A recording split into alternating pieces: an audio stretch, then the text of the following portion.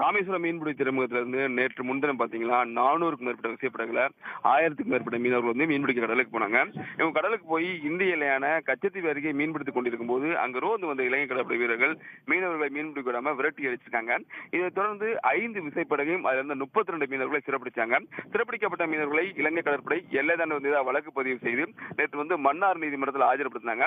ஆஜர்படுத்தப்பட்ட மீனவர்களை நீதிபதி வருகின்ற 7ஆம் தேதி வரை சிறையில் அடைக்க உத்தரவிட்டாங்க. இதைத் தொடர்ந்து 32 மீனவர்களும் நேற்று மாலை வந்து வவுனியா சிறையில் வந்து அடைக்கப்பட்டிருக்காங்க.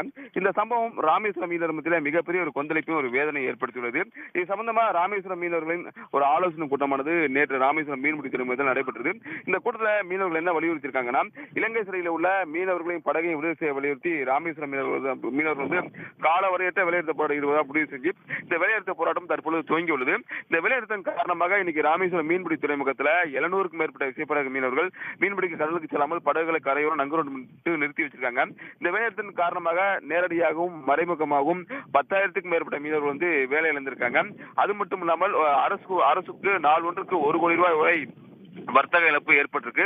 மத்திய அரசு விரைந்து நடவடிக்கை எடுத்து இலங்கை சிறையில் உள்ள மீனவர்களின் படகை விடுதலை செய்ய வேண்டும் என்பதே ஒட்டுமொத்த ராமேஸ்வரம் மீனவர்களும் கோரிக்கையா இருக்கு. அப்படி விடுதலை செய்ய பட்சத்தில் இந்த மீனவர்களின் போராட்டம் தொடரும் என ராமேஸ்வரம் மீனவர்கள் அறிவித்துள்ளனர்.